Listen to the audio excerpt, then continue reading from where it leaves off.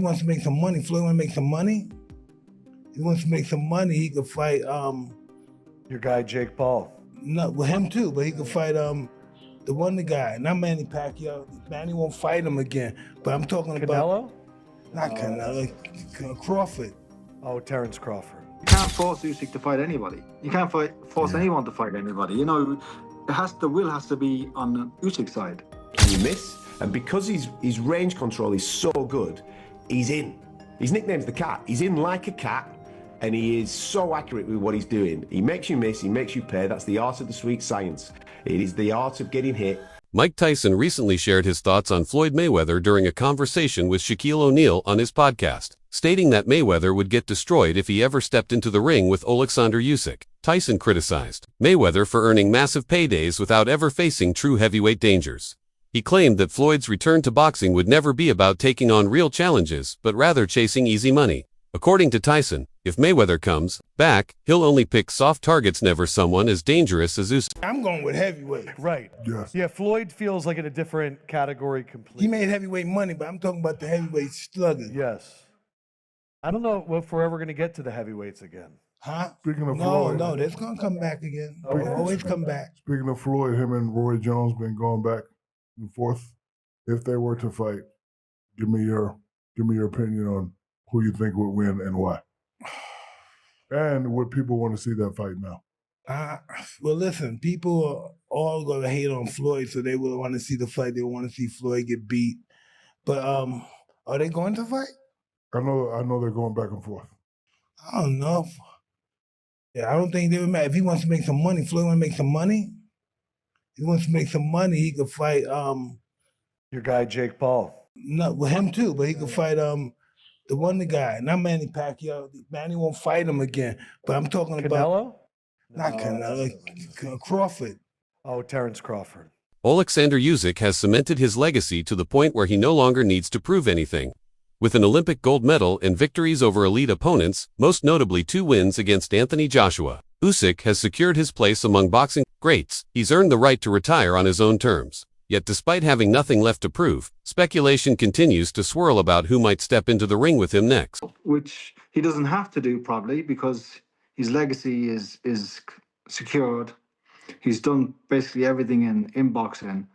And if he was to retire tomorrow, or what could happen, which has been muted, that he was going to have the Dubois fight and then he was going to have a celebrity fight, you know, like crossover fight with an ex-MMA or something like that, which for me wouldn't be nice because I think it would cheapen his legacy in some way. But as Addy said, pounds and pence and dollars are what count in this game. Andy, have you spoken, or has Spencer Brown or Frank spoken to you? Because to be fair to Frank, I've spoken to Frank twice since the fight, and he does always say, it's Joseph Parker next. It's Joseph Parker next. And he says it with a bit of force as well, as though he's promised you guys that you will be next in line. Has there been a conversation with Frank as to what happens with Joseph? Because I almost feel sorry for Joseph now. It's got to the stage where every time I see Joseph, I'm like, okay, look, when are you going to fight? When are you going to fight? And he has this face of, I don't know. And it's upsetting for me as well just to see him on the sidelines.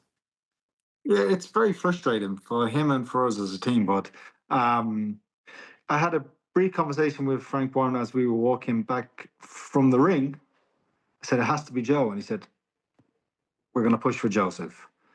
And Spencer Brown, he said, we're going to push for Joseph. David Higgins, we're going to push for Joseph. But you can't force Usyk to fight anybody. You can't force anyone to fight anybody. You know, the will has to be on Usyk's side.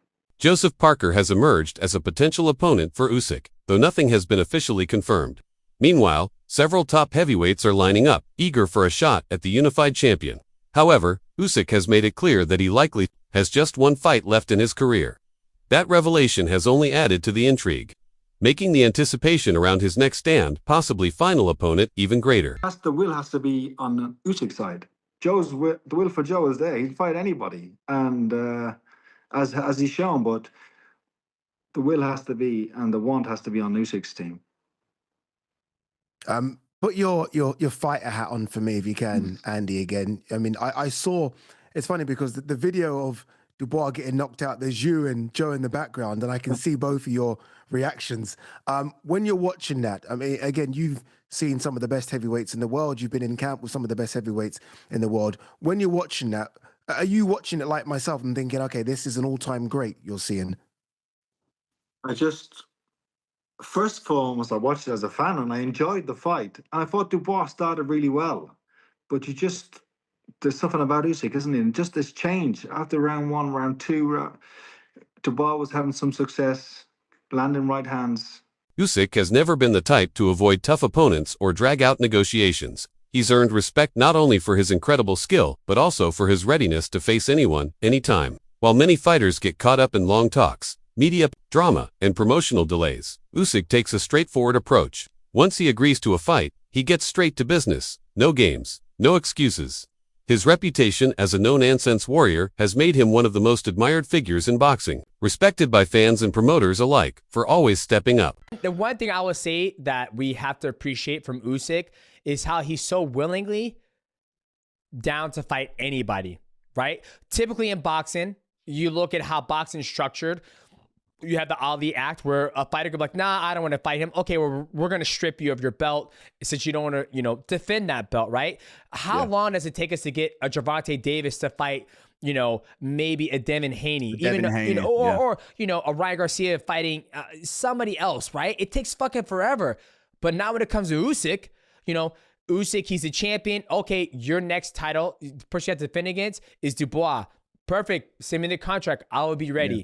You don't get that nowadays in boxing. You don't fucking get that. But when he fights, that's one thing I love about him. Mm-hmm. Just beating Daniel Dubois in a rematch, the younger guy, and he's made it look easier against him and schooled him and destroyed him. That is the pinnacle of skill in boxing. That's the pinnacle of the fucking sport. Becoming a 3-time undisputed champion across multiple weight classes doesn't happen by chance. Usyk's rise from cruiserweight to heavyweight was more than just a physical transformation. It was a complete evolution as a fighter. He didn't just add pounds. He added layers to his skill set, proving he could overcome size disadvantages and still dominate. His back-to-back wins over a top-tier opponent like Anthony Joshua highlighted his ability to outthink, outmaneuver, and outwork larger fighters, but Usyk's greatness extends beyond the ring. He paused his career to serve his country during wartime, a decision that showed a different kind of courage.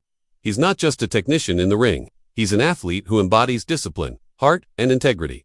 Analysts have begun to mention Usyk in the same breath as legends like Manny Pacquiao and Floyd Mayweather. While they competed in different divisions, Usyk's dominance, adaptability, and unblemished record place him in that elite company. His ring IQ and tactical precision echo Mayweather's style, while his fearlessness and fighting spirit evoke Pacquiao. What makes Usyk truly unique is how smoothly he transitioned between divisions without ever losing, solidifying his place not just as one of the best of this era, but as one of boxing's all-time greats.